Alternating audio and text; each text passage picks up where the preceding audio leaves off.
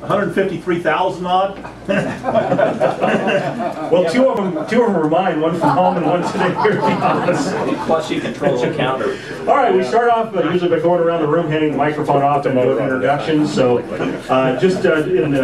we normally ask a little question along with the name and call sign, but for brevity's sake tonight, let's just do name and call sign this evening and pass the mic around the room. And we'll start scant moments.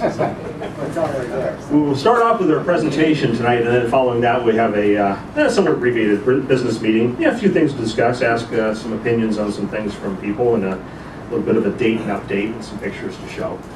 And real pleased to be able to make it. We've been trying to get you to come down for a while, and you're a busy guy, and it takes a lot to come down on, especially a weeknight, come all the way down here from Phoenix. What part of Phoenix do you live? Central Phoenix. Central Phoenix. Excellent. And Fred Lloyd, AA7BQ. AA7BQ. Let's welcome him. Founder, the man behind QRZ. And I'll just let you have it and take it from there. Okay, well, thank you, Randy. And first, I want to thank you and Matthew for inviting me out tonight. I didn't know until I got here that you worked for Cox. And you know, I've got a TiVo unit at home with a couple of these cards in it. Maybe you can help me out. Cox unit. Well, you want free HBO? He's the man. I became a ham in 1988 in the Bay Area in San Francisco, and joined Sun Microsystems at around about the same time. So I worked for Sun for 18 and a half years. And 2 years ago, they laid me off, along with about 6,000 other people. I always like to think of myself as not making the top 30,000, but nevertheless. I was glad I had QRZ because QRZ was running well at the time and still runs well. And now I'm happy to say I devote 100% of my efforts to it. QRZ started out back in 1993 and started with a very simple idea. The idea was that we should get a copy of the data from the FCC. And at the time I was on the internet, news groups, what was known as Usenet at the time. It was all text-based, no one even had graphics, and it was basically just a chat. And I'd heard that you could get the data if you knew where to look for it. So I got a copy of it. It came on a half-inch reel-to-reel tape. Not very user-friendly, especially since Windows 95 wasn't even out yet. And so we got the data. I spent about $700 for it, and so I put an ad out on Usenet. Anybody wants a copy, send me $20 along with a quarter-inch tape, and I'll copy that for you. And so we distributed enough tapes to pay for the the $700. And it was kind of a big project. It took, you know, several weeks and all, and it was a pretty nerdy group that had got a hold of the first cut of the FCC database. And, you know, I felt really good about it. That was about it. I was happy with that. And about 6 months later, I knew the tapes came out once every 6 months, so I figured, well, it's time for an update. Well, my first thought was, you know, the tapes were really a pain in the butt. And CD-ROMs were the new thing. And not everybody had CD-ROMs, but I knew that CD-ROMs were really hot. So I decided I'd like to get my data on a CD-ROM. And at the time, it was about 50 megabytes. And I started looking around the net at who was making CDs, and I found this company that had some shareware CDs, and they were called Walnut Creek CD-ROM. And so I called them up and I said, you know, you got some shareware. Maybe you've got 50 megabytes of free space on one of your disks that I could put this on and you know, enhance one of your disks, and you know, that way I could get this thing distributed. No pain to me. And they said, well, you know, how about we just do a ham radio CD? And I go, oh, okay. You know, now I had a problem. The problem is, I've only got 50 megabytes and I've got a 600 megabyte disk. What do I do with it? So with the help of some local friends in Phoenix, we put together the first version of the database, which ironically is still pretty much the same today as it was then. It's basically text files on a CD. And then I piled on all the shareware and all the articles from Usenet and everything I could find related to ham radio on the internet, piled it onto that first CD-ROM. and sent a copy, my copy, which was on tape, to Walnut Creek, and they published it. And I asked them for 100 copies, and they sent me 100 copies. And I sold each of those on the internet for $20 a piece, and everybody was pretty happy with that. And again, that was that. I didn't think much of it. And then I went on vacation. So I'm gone for 2 or 3 weeks. But right before I left, I thought, you know, those guys said they'd pay me a royalty, and I wonder how well they're doing. So I sent them a little email. Hey, how about my royalties? They go, oh, we're sorry, we forgot to put you on the list. Okay. Got back from vacation, hadn't thought any more about it, opened up my mailbox. There was a check for $5,000. All of a sudden, I thought to myself, by golly, there's something here. So I started working on version 2 right away. That's what I started with it. When did it first come out on CD? 1993. Yeah. So having the CD going along great was good, and working at Sun Microsystems, I had access to a lot of surplus equipment. So I cobbled together a Spark Station 1, actually a 1 Plus. This machine was literally swept up off the floor at the parts department. And this was not new stuff, this was old stuff. We had a building in Sun that had all the junk. And motherboard from here, case from there, disk drive, a couple RAM sticks. We cobbled this machine together, and you can see the specs on it. You know, it's less than your typical cell phone these days. And so I ran a bulletin board on that, a dial-up bulletin board in Scottsdale. A lot of people liked it. I got hacked. Couldn't believe it. At the time, Unix was still pretty young in those years, and Solaris had a couple of vulnerabilities to it. And the way my bulletin board worked is when somebody logged in, they basically logged in. You know, it's unheard of today, but back then, they just logged in with a user account. Anyway, a guy hacked me. But fortunately, he came clean, told me about it, told me how I could close the door. I did that. We became friends. Long story. It's never happened again. Are you still running Solaris? Still running Solaris, yes. This is what that first machine looked like, the dial-up bulletin board. This was my house in Scottsdale in 1994, and the bulletin board ran on that little box there. We called that a pizza box, and that was it. That was the whole thing. Some folks will say, and perhaps rightfully so, that I'm not much of a ham. I'm more of a computer nerd. But you couldn't tell by this picture. It looks kind of hammy. I still have the oscilloscope. Can't seem to get rid of it. But the rest of the stuff is all long gone. I've replaced it with more stuff, and replaced that again, replaced that again. I've had just about one of everything. I enjoy twiddling more than I do operating, really. Well, not long after that, about a year later, I decided to go on the internet. Sun Microsystems was working on the internet, and I was a consulting engineer in the Phoenix Sun office. I had lots of contacts in town. I was demonstrating the internet out at the university. I was, you know, working with ISPs, and one particular ISP, a very small ISP, just getting started up with a dial-up system.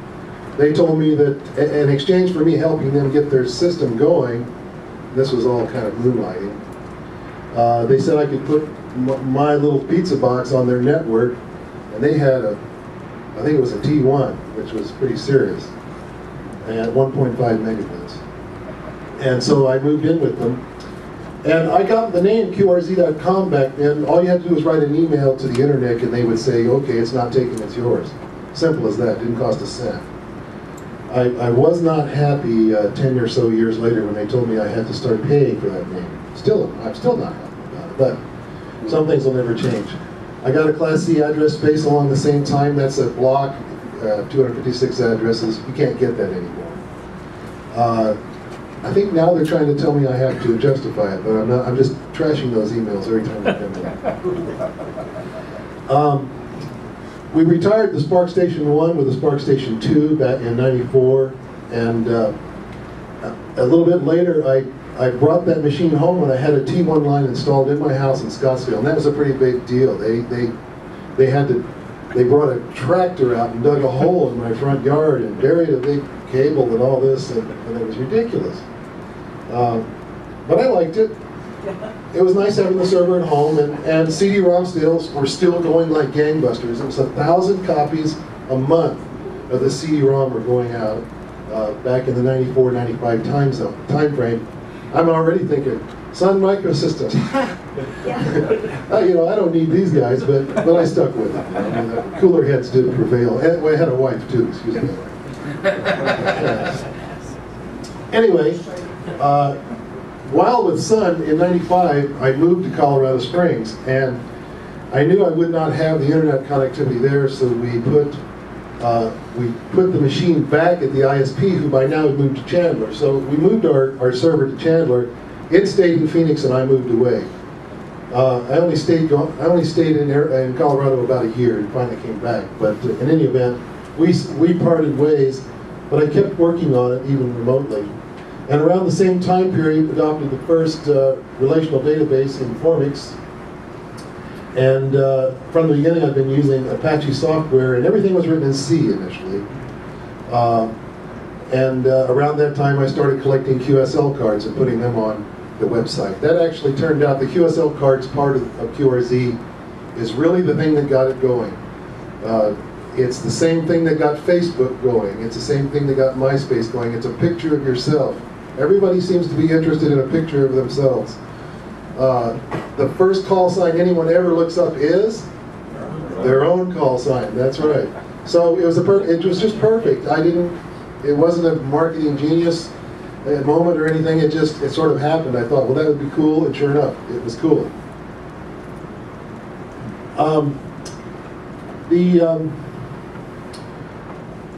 It did not change much.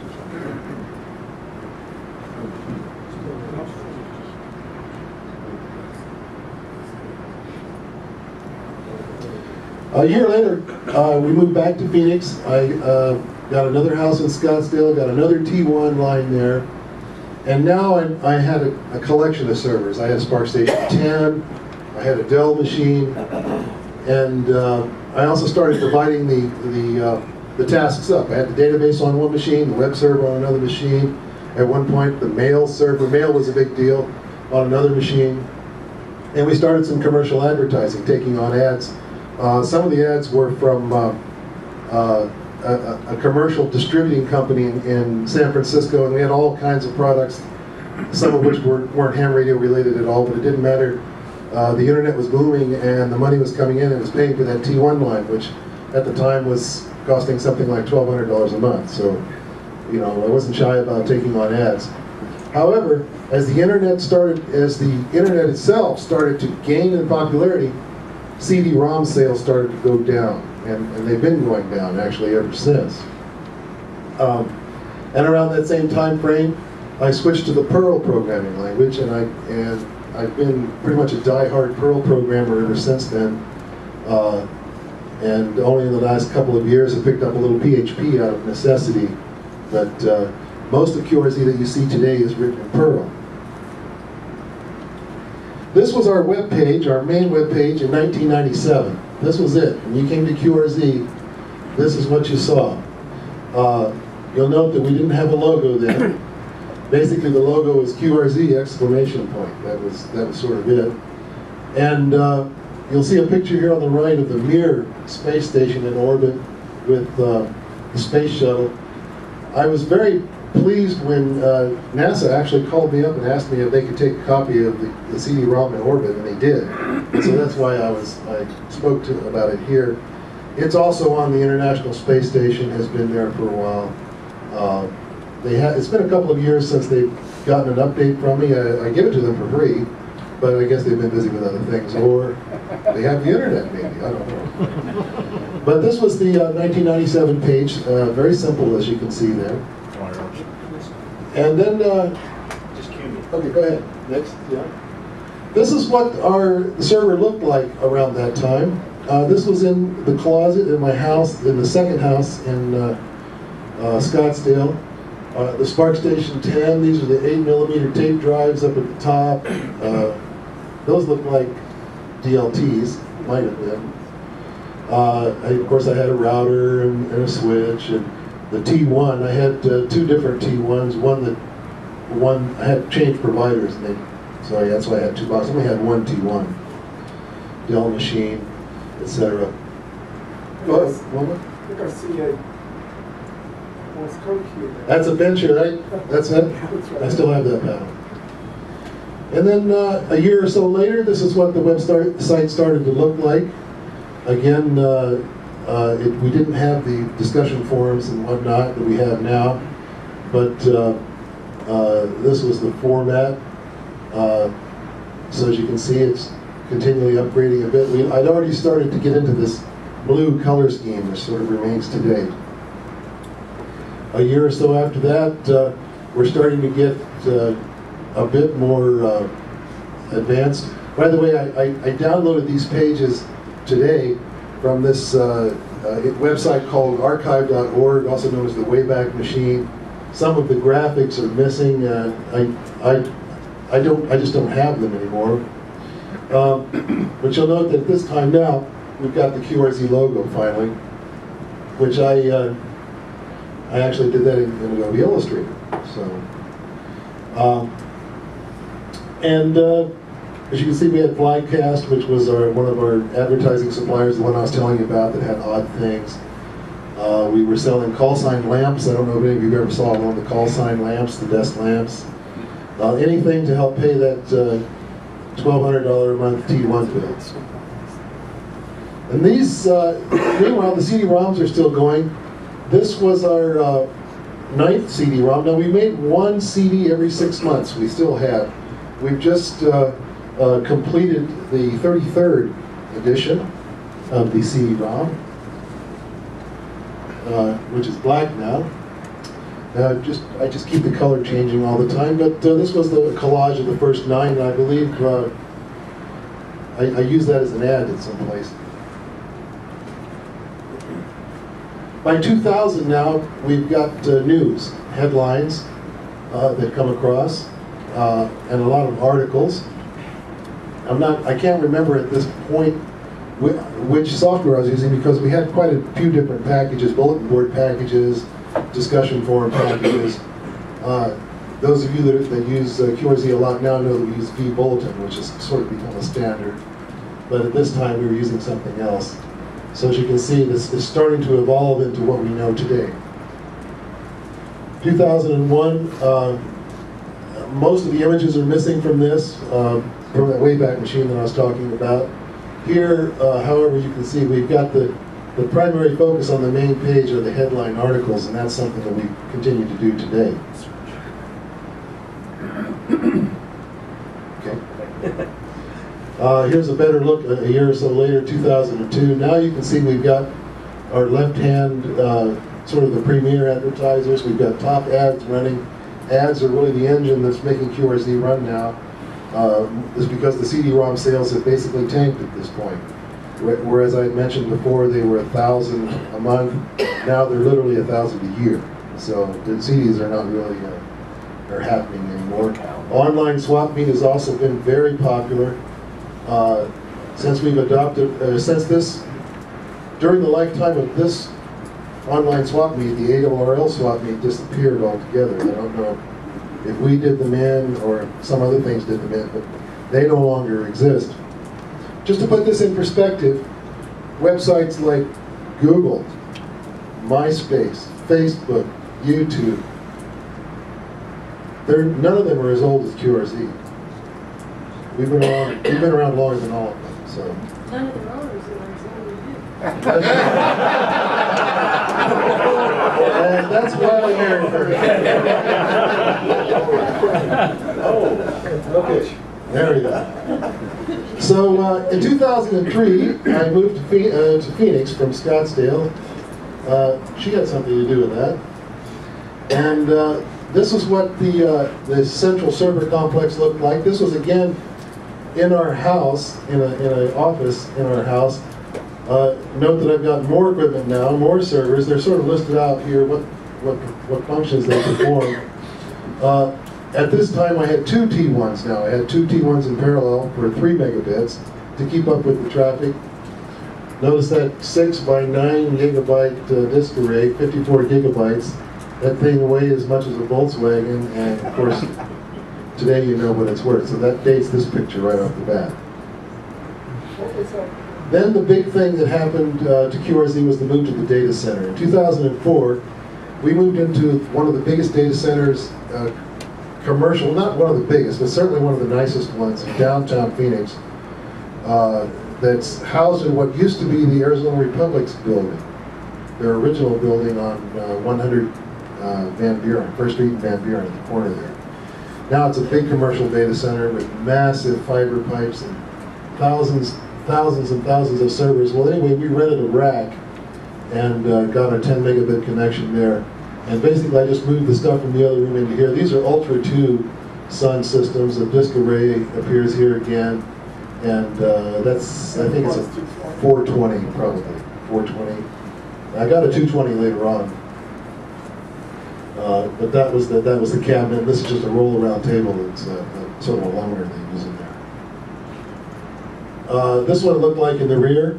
Just for those that like to see wires, QRZ does have a physical site. Annex terminal server. Did anybody ever suffer one of those?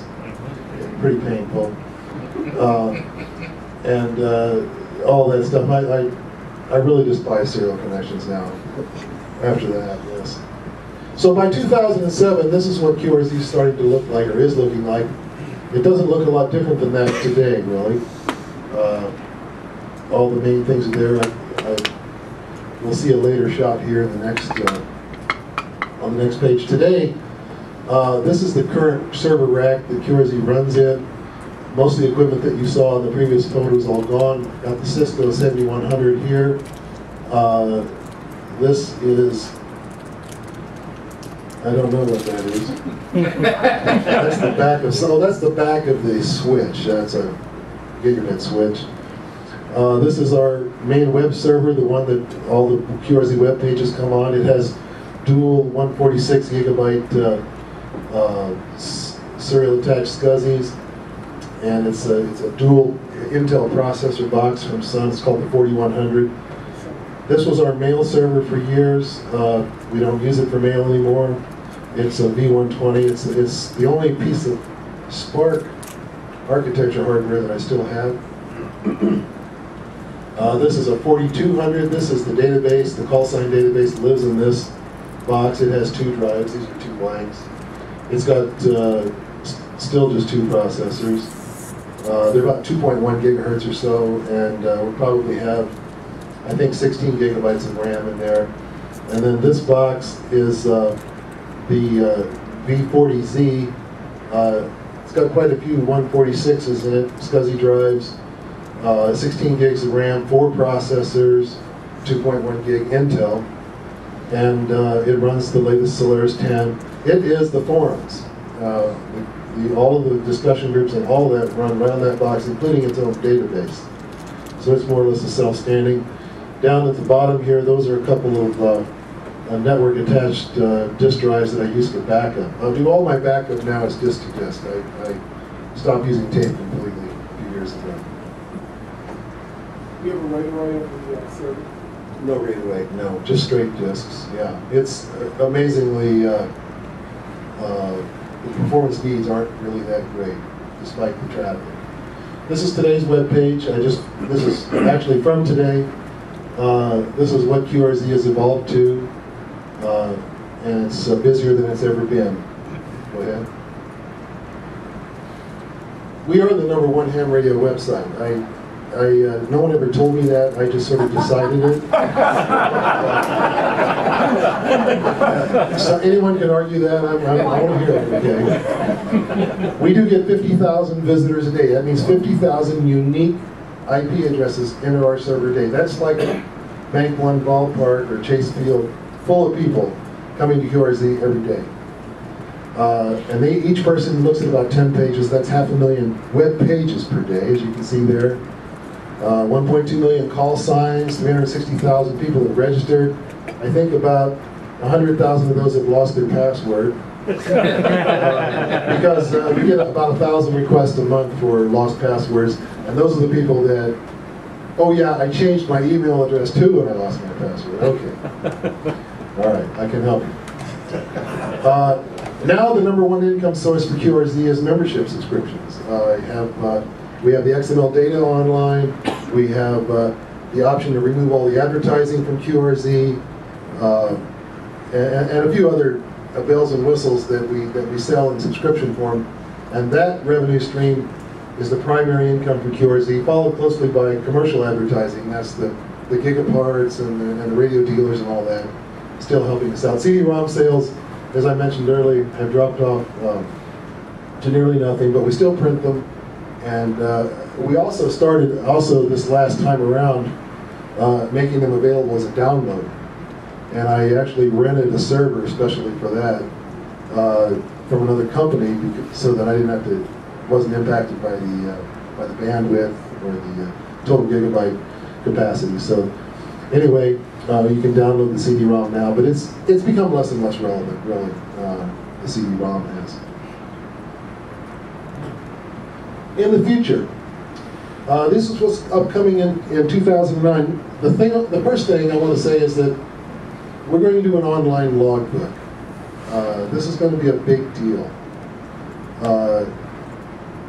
We've been sort of dancing around this for a long time. A lot of people use QRZ for logging, but they use it with a logging program of some sort.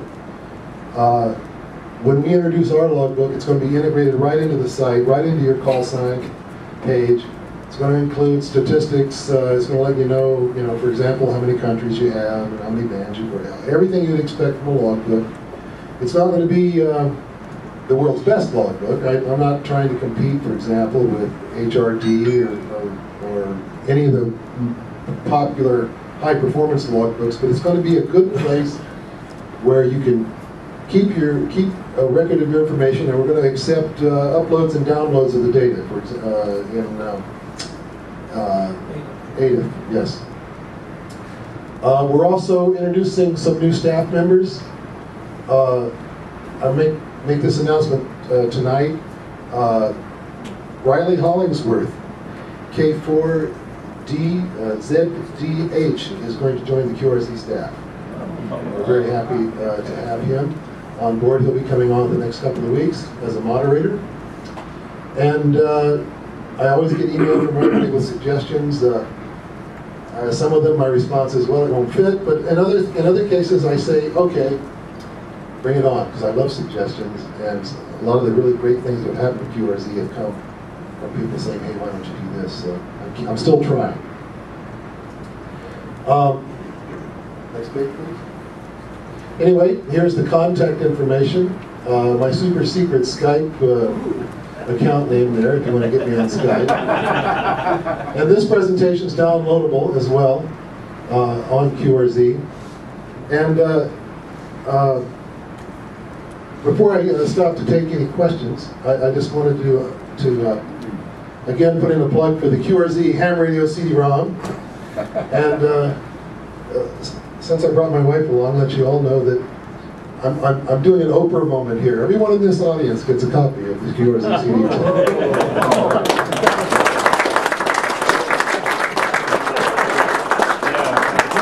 That's it, no car, yes. No car, no perfume, no book.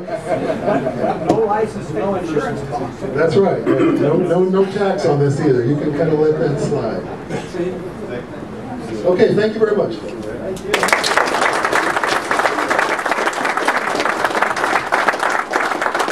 Questions? Yes, sir. How can you afford all this new sun here? Well, it's not all new.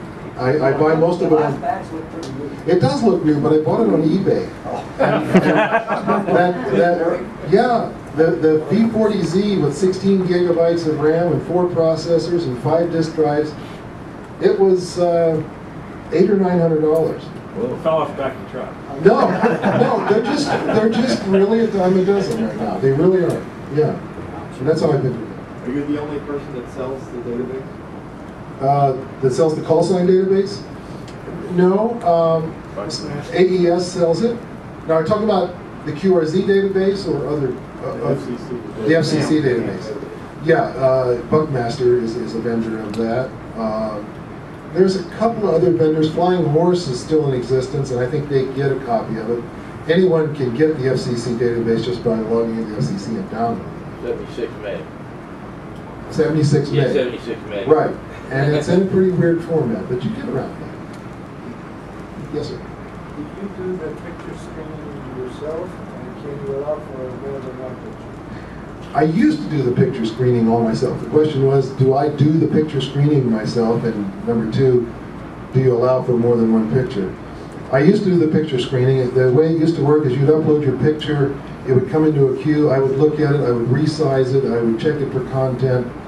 I actually edited, with Photoshop, 30,000 pictures over the course of 5 years. Finally decided I was tired of that. And so now the rule is that we just let you upload it and it goes online immediately, and if it's bad or inappropriate, someone will find out and tell me, and then I will, you know, paint your name all over the list. So, as far as multiple pictures goes, yes, for the past about a year now, we allow an unlimited number of pictures and an unlimited biography link. So if you want to, we have one EA4MT, I think. She has about 24 full-size QSL cards on her page. It doesn't matter. Memory is cheap, disk space is cheap, and the number of times that any one call sign gets hit isn't that great, so I really don't care. Upload whatever you want. So there is a function that I can load more than one picture? Yes, yes. That's a complaint that I get a lot. It's not apparent, but basically, if you go into edit your call sign, there's now a menu item that says manage your QSL pictures, and you click on that, you can just keep uploading them, and every time you do, the list grows and grows, and then you upload all those pictures, then you go over to edit the text, and then you just drag those pictures into your text. We now support full sort of HTML editing as well, with fancy characters and random positioning. It's you can really doll up a QRZ page if you want to now. What's the electricity cost you? It doesn't, because it's all part of the rent. Yeah, downtown. I get the box, the electricity. It's, by the way, it's battery backed up. It's never failed, they say, in 40 years. So it's not a cost anymore. Just one flat fee covers everything. Do you still download from FCC databases every week? Every single day we do, yes. Every day? Every day. It's automated. So I just see the reports coming in. And a long time ago, I automated that, trust me. Yeah. What about foreign databases? Foreign How databases. often do you update that? The Canadian database I update about once every couple of months, and that's a manual operation where I go to their webpage and download the data. Oddly enough, there's not many other foreign countries where the data is available online just to download in bulk form. Nearly all of the DX call signs that we have are contributed by the users themselves. They come in and they add their own call sign. Now, while you might think that misses a lot of people out there, and it certainly does, the people that are on QRZ, you can bet your bottom dollar that they're active. So your chances of getting a hit from someone that's active is very, very great. So at least it works. I wish that we could get data in bulk from all the other countries, but so far it doesn't look very good. In fact, in some countries, call sign data is kept on index cards in the back of some closet. Foreign calls not only contribute more pictures, but more data. So I think they thought you said it's more reliable. That's right. That's right. Foreign calls do contribute more in terms of QSL images and commentary. They're great. They really are. Yes, sir. Do you have a club listing section on your website, or have you considered adding that to the city law? We have a page, actually several pages, one for each call sign district, that lists all the clubs and links to web pages. So if your club has a web page, I will put that on the website, and it's there for everybody to see. We don't have pages that are set aside for clubs. However, if you have a club call sign, you can use it for that purpose. How about policing the forums? Policing the Do forums. you do that personally, or is it? There's a lot of stuff that goes on there. You know, it's like that John Cleese movie where the guy says, "Well, you know, I don't have, my credit card is not good. Are you going to kick me out?" And he goes, "Oh no, I'll have the butler do that."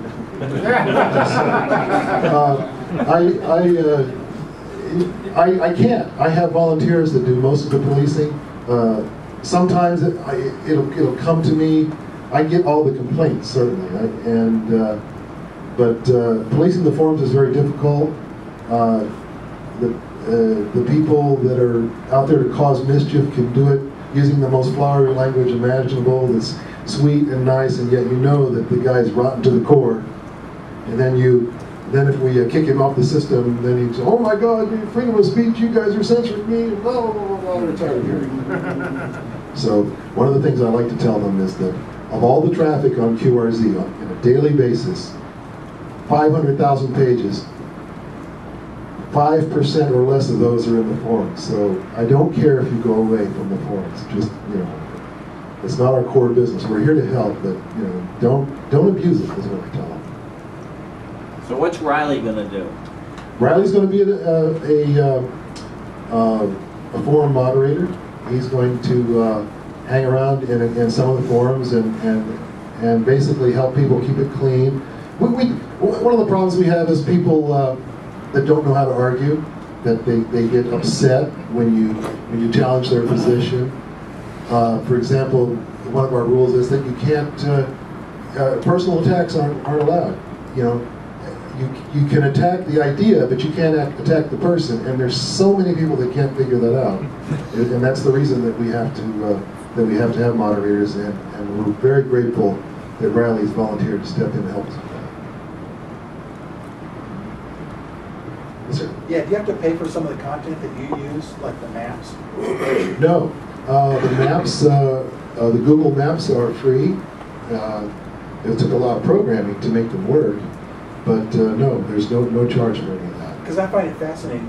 You know, you can pull up somebody's call sign and it tells you the distance between my location and their location. That's awesome. I worked a long time on that. Thank you. Weeks and weeks. She brought food to my office 3 times a day.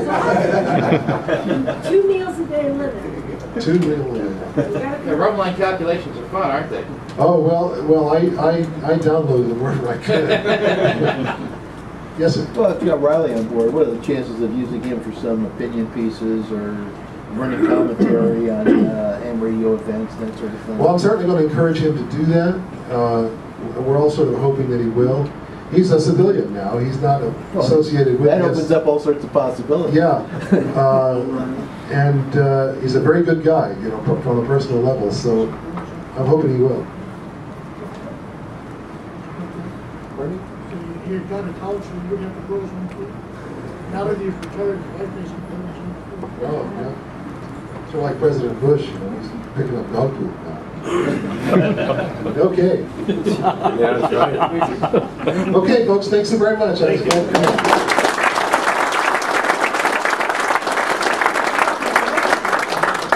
Membership. We have several levels. $19.95 for a year is for the ad-free membership. XML data is $29.95. A platinum membership, which includes a free CD plus any other service we offer, so everything is $69.95 a year. Less than a tank of gas. We take donations too. Donations, yes, we take them. Thank you very much. Outstanding. I'm sure glad to have you come. And we're going to take a 10-minute break, and then after that, stick around because I have some questions I want to ask, and a few things we're going to pass along, and some information, and need to vote on a couple of things, including some new members. And if you'd like to join, I see a few faces around here that are not familiar. If you're not a member and would like to join, Steve right here on 7SCL has application forms that he will be happy to have you fill out, and it's $20 a year to join RST. So we'll take a 10-minute break. There is free coffee in there. There's 25-cent sodas, and also the raffle prize. Do not forget, we're giving away the computer here. This is a very, very up-to-date, very good computer. It's an HP. And if you haven't signed in yet, please put your name on our list. We always keep track of, keep a roster of who's come. We also have a J-pole antenna to give away, and let's see, we have a couple of books to give away. So, and a computer case. So buy raffle tickets. They're $2 a piece or 3 for $5. You can get them from Ron right here. We'll sell a whole bunch of them tonight. 10 minutes, everybody. We'll be back.